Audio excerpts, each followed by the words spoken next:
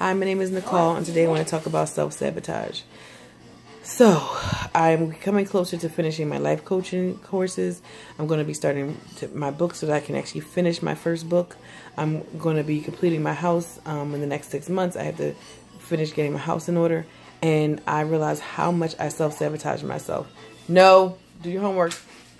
As a result of that, because I'm getting closer and I have to finish my life coaching course because I choose to, I'm realizing how much I set myself up for failure and set myself up to sabotage myself.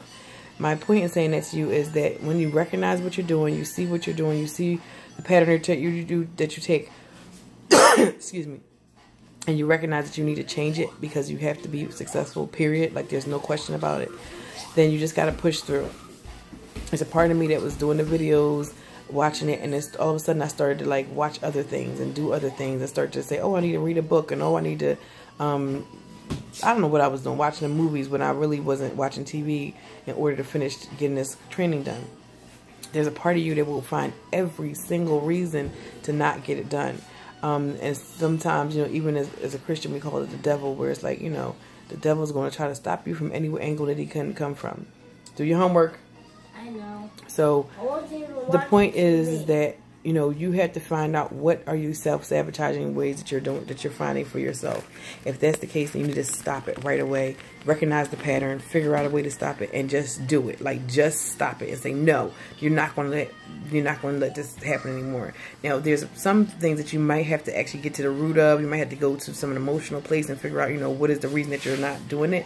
I've done a lot of that work already, so I didn't have to do that this go around. But when you really don't know what's stopping you and you're really not even conscious of it, that's the first problem, because you might not even know. I didn't know for years I was self-sabotaging, but I was. So if you really don't notice it, then you might have to realize, wait a minute, how come I won't finish this? How come I don't complete that? How come I say I want to do this, but I don't? So when it comes to self-sabotage, you've got to pay attention to it, because it will stop you in your tracks and you will never get anything completely to the place that you want it. You might complete a project, but it won't be the way you wanted it to because you procrastinated during it and you didn't really finish it the way you thought you should. You might get close to losing all the weight that you wanted to lose, but then you stop at a certain point and you don't go all the way because there's something that's blocking you. Whatever it might be. Going to school, you might start and then you end up like not completing the classes and you got like 3 credits left because you just didn't feel like the time worked for you or something ridiculous.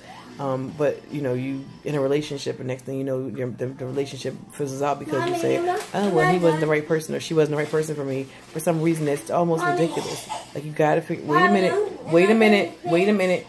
You gotta figure out the reasons why you are sabotaging yourself, if you are, and stop them, and just push your way through.